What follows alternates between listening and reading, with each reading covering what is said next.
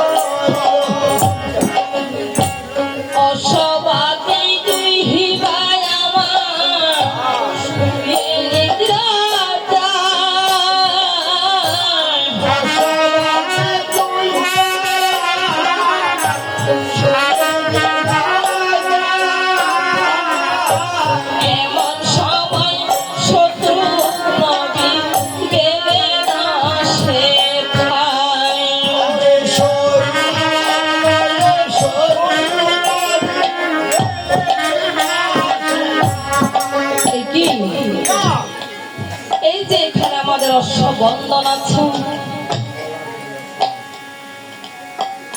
এই বনমাঝে কে আমাদের অশ্বটা বন্ধন করেছে? আর এদিকে তখন শত্রুঘ্নবীর দেখলেন গাছতলায় দুটি শিশু শুয়ে আছে। এই দুটি শিশুকে তখন কহিতে লাগলেন, ওরে বালক, আমাদের এই অশ্বটা কে বন্ধন করেছে? বালক তখন প্রশ্নের উত্তর দিলেন, এই বনমাঝে আমাদের দুটি ভাই ছাড়া তোমরা কাউকে দেখেছ? ওরে বালক, তোদেরকে বলিতেছি এটা শ্রী রামচন্দ্রের অশ্ব, তোরা ছেড়ে দে।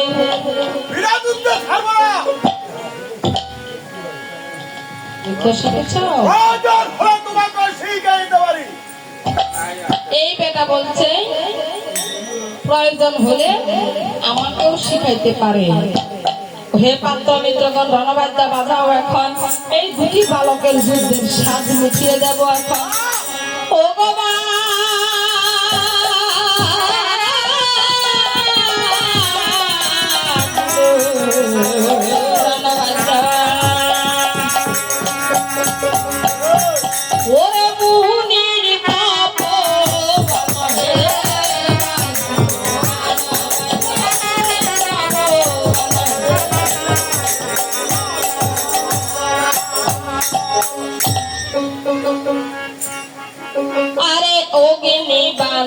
নিয়া শত্রুঘ্ন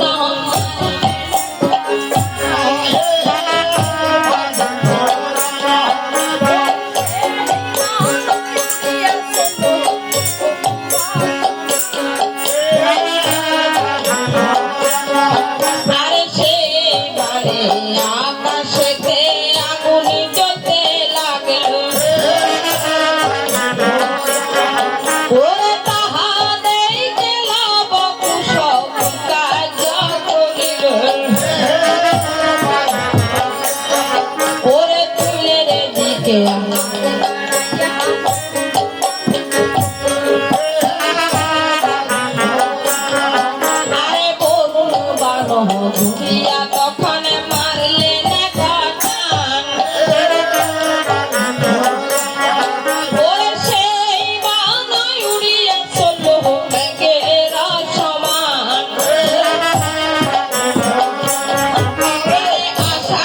শ্রাবণে যেমন বৃষ্টি পড়ে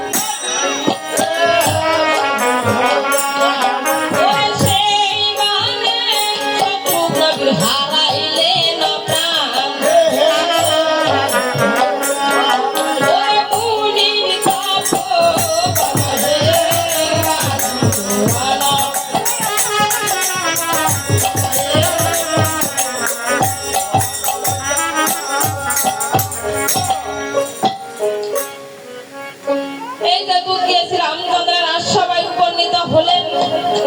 দুধকে দেখেছি রামচন্দ্র কহিতে লাগলো, দুধ শোনা দিয়ে মন, এই যে রণের সংবাদ বলা বাসায় আমার জোড়া জীবন। ওগো প্রভু মঙ্গল বলবো কে?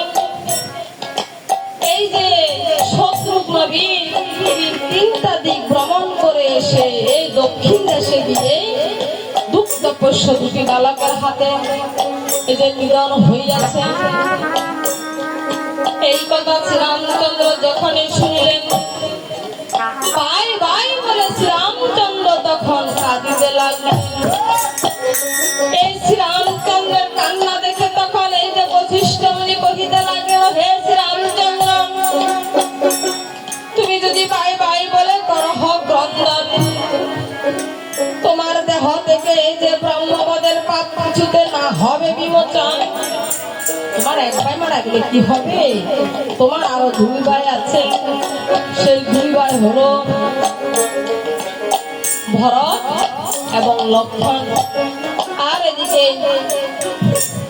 ভরত লক্ষণ বইলে ডাকিতে লাগিল, আরে ডাক শুনে ভরত লক্ষণ সাক্ষাতে আসলো। আরে ভরত লক্ষণ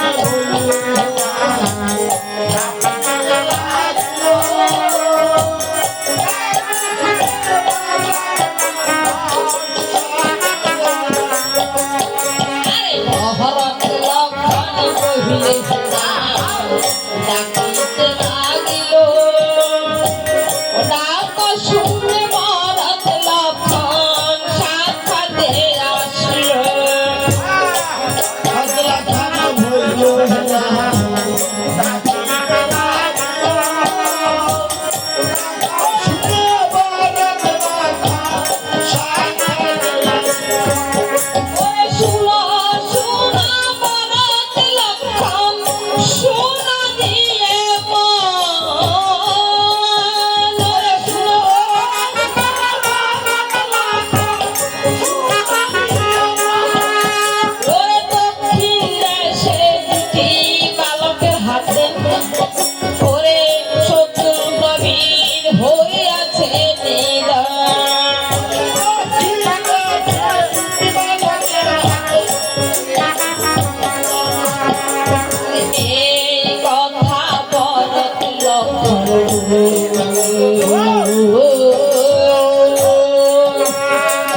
যখনে শুনিলেন ক্ষিপ্ত হইয়া দুই অভয় গমন করিলেন।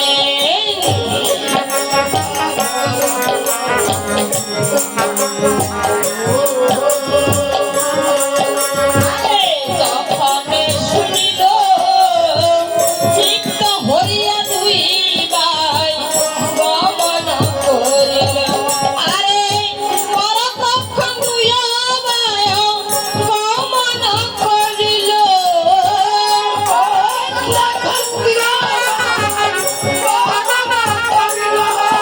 ওরে দক্ষিণ দেশে তপবনে গিয়ে দর্শন দিল।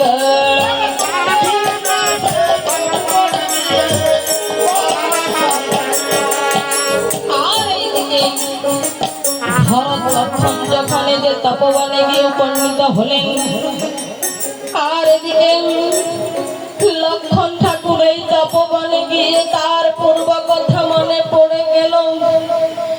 আর ভরত তখন এই যে